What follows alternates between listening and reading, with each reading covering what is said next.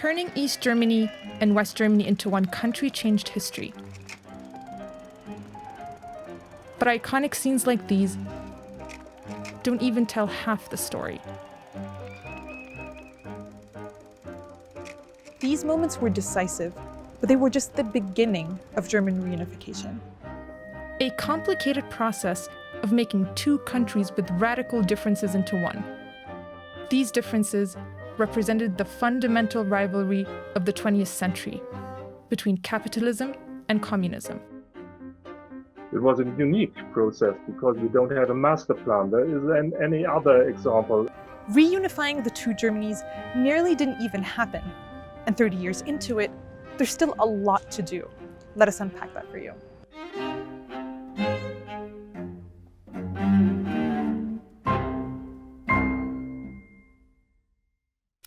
The first challenge to reunification was the idea itself.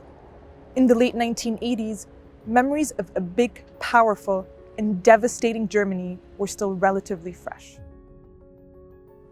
Nazi Germany had torn Europe apart and murdered millions in the Holocaust.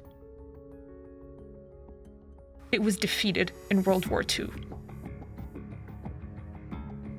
The victorious Allies, Britain, France, the USA, and the Soviet Union, partitioned the country between them. This was their thinking. We have to make sure Germany can't rise up again and start a third world war. By 1949, disagreements between the Soviets and the other allies led to two Germanys. The capitalist Federal Republic of Germany in the west and the socialist German Democratic Republic in the east. This division was also reflected in the capital Berlin, with the country's division built in concrete. The wall was a sudden and forceful intrusion into the lives of people caught on both sides of this grotesque barrier. That wall stood for nearly 3 decades. With its collapse came whispers of reunification, and fears of a powerful Germany returned. Margaret Thatcher felt very much that all the terror of the Blitz of World War II in London might come back. Francois Mitterrand had been a prisoner of war. For Mikhail Gorbachev, he remembered what he had heard about his grandfather who had died in World War II. At that point, there were many different scenarios on the table. Reunification was not a given. A key moment came 6 weeks after the fall of the Berlin Wall. West German Chancellor Helmut Kohl visited East Germany. Meine sehr verehrten Damen und Herren, meine lieben jungen Freunde, liebe Landsleute.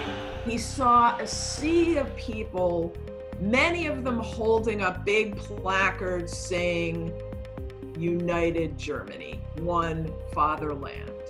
And he was stunned and he was moved, and according to his memoirs, it was at that moment that he realized, wow, the time has come.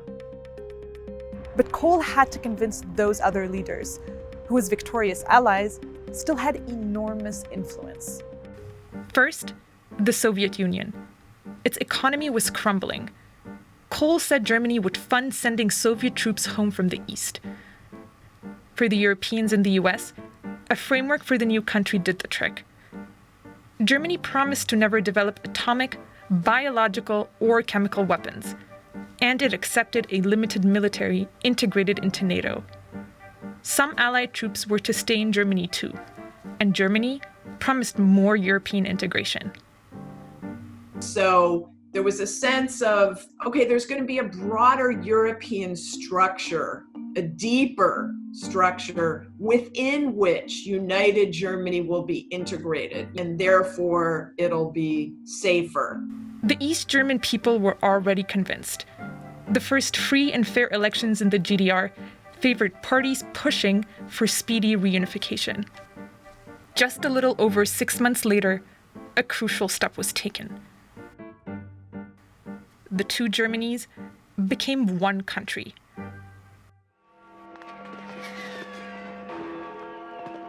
With legal unity out of the way, the next big question was how to create a single economy for the new country.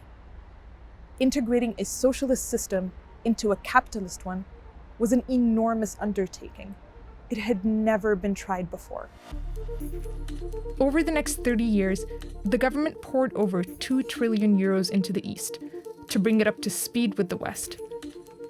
This was made possible thanks in part to a solidarity tax, more than a 5% income tax hike. Neglected infrastructure, including roads and railways, received 300 billion. And this has paid off to some extent. Productivity rose.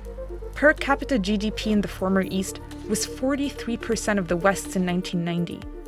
By 2018, it was 75% that of the West. Average income in Eastern Germany has not caught up with that of the former West, but it has steadily increased since the year 2000. But sometimes policies that improved things also had unintended consequences. Take the currency union, for example. The government swapped Eastern marks with the much stronger Deutschmark at a rate of 1-to-1.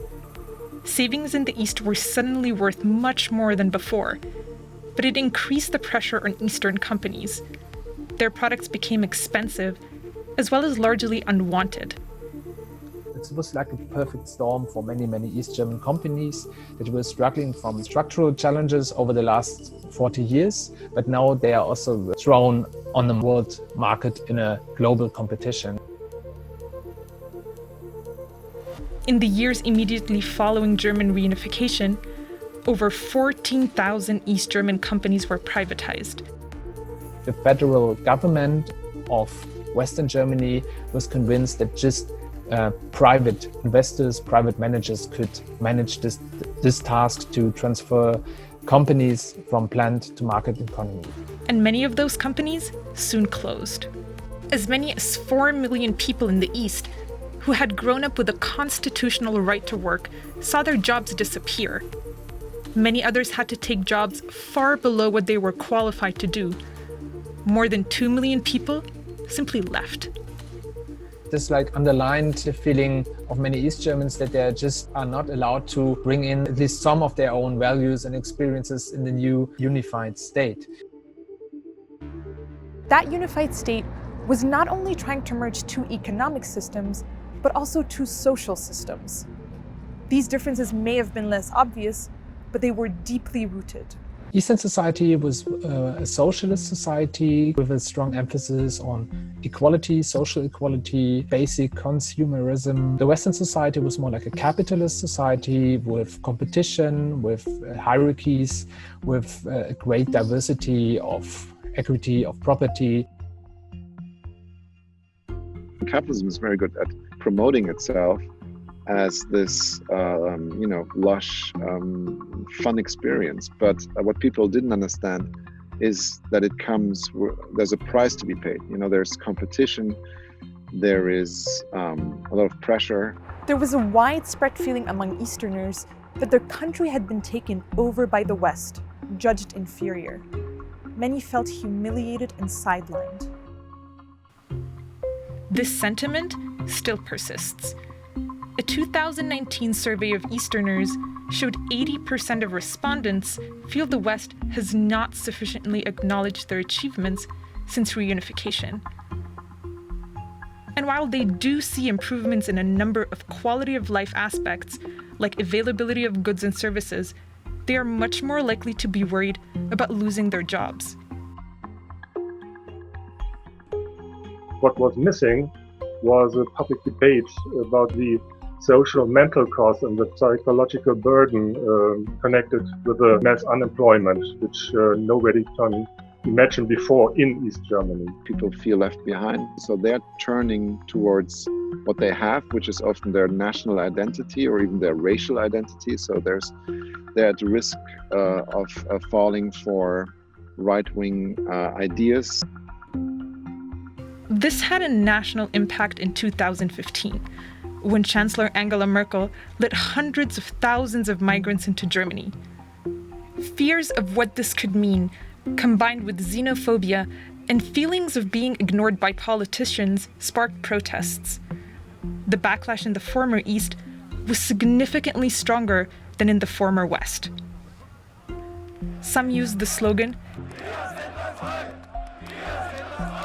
Wir sind das Volk, we are the people. That had been the clarion call of East German protesters demanding political change before reunification. Soon, this frustration would translate into votes. In the last election, Western voters stuck largely with their traditional center-right and center-left parties. In the East, many voted for the socialist left, the kind of politics they'd always known. A significant number also turned to the Alternative for Germany party, the AfD. It was the first time since World War II that the far right got enough votes to enter parliament. Und wir werden uns unser Land und unser Volk zurückholen.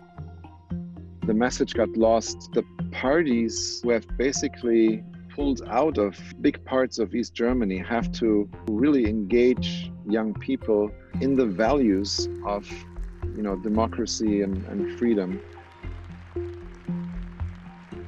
No one thought German reunification was even possible.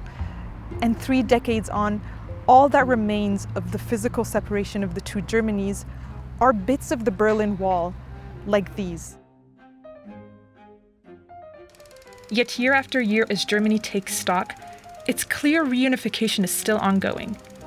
Some differences between the former East and former West were not even considered when the new country was created on October 3rd, 1990. A 2019 survey showed just 44% of people in the East identified more as German than as East German. Of the Westerners in the survey, 71% said they felt German rather than West German. Another survey showed more than half of Easterners were not satisfied with how democracy in Germany functions. Yet united Germany is often seen as a shining example of a stable, functional, and democratic country. I think unification has been a big success story. Certainly on the question of, Germany being peaceful and democratic, overwhelmingly, yes. I mean, there are many people in recent years that have talked about Germany and Angela Merkel as the chancellor as sort of the last representative of the Western values. We think of Germany as such a stable and secure country. I think it's amazing when you look back at German history. Over 100 years, Germany went from a monarchy to a failed democracy, to a dictatorship, to a communist system, to a successful democracy, and then to reunification. So reinvention is the real headline for German history.